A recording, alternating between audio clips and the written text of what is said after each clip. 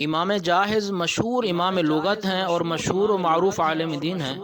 آپ کے مطالعے کا ذوق و شوق یہ تھا کہ تمام عمر مطالعہ میں کھپا دی، اور آخر عمر میں جب آپ مفلوج ہو گئے، فالج زدہ ہو گئے، تب بھی آپ کے ساتھ کتابیں پڑھی رہتی تھیں۔ آپ کے چاروں طرف کتابوں کا ڈھیر ہوتا تھا، اور اتنی زیادہ کتابیں ہوتی تھیں، اور آپ ہر وقت مطالعہ میں منہمک رہتے تھے۔ ایک دن کتابیں آپ پر گر پڑیں اور آپ انہی کے نیچے دب کر مر گئے۔ کیا ذوق تھا مطالعہ کا، اور کیسی دھن تھی علم کی!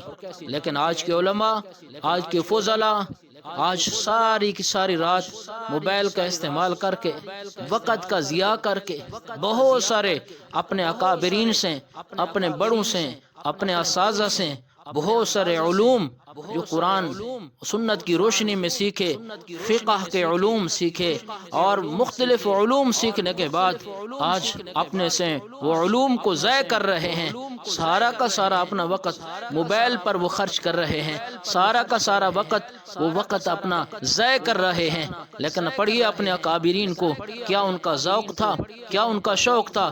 کبھی اٹھائیے نا، اللہ اکبر، اپنے اکابرین کے حالات زندگی پڑھیے۔ حضرت تھانوی رحمۃ اللہ علیہ حالات زندگی پڑھیے، حضرت انور شاہ کشمیری رحمۃ اللہ علیہ کے حالات زندگی پڑھیے، اور ذوق مطالعہ کیجیے۔ ان کا کتنا ذوق تھا، کتنا ان کا شوق تھا، راتیں ان کی کیسے ہوا کرتی تھی، دن ان کے کیسے گزرتے تھے، کتنا مطالعہ کیا کرتے تھے، اور کتنا سال تک اللہ اکبر، کتنا سال تک صرف مطالعہ میں ایک اللہ والے کے متعلقات ہے، وہ فرماتے ہیں کہ میں نے ساری زندگی صرف 2 رات میں نے کیا ہے مطالعہ نہ کیا، ورنہ ساری زندگی میں نے کیا ہے وہ مطالعہ کیا۔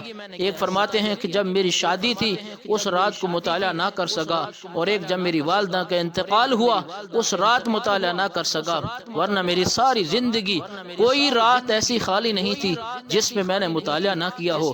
اے فضلاء اعظام، علماء کرام، خطباء، ائمہ مساجد، مدرسین، اہل علم، اور اپنے مدارس سے اعزاز حاصل کرنے والے فضلاء، عالم دین بننے والے، اور بڑوں اکابرین سے دستار بندی کرانے والے، آج بتائیے کتنا مطالعہ کیا ہے، کتنا کتابوں کو پڑھتے ہیں، کتنا تفسیر کا مطالعہ کرتے ہیں، کتنا حدیث کا مطالعہ کرتے ہیں، کتنا مسائل کا مطالعہ کرتے ہیں۔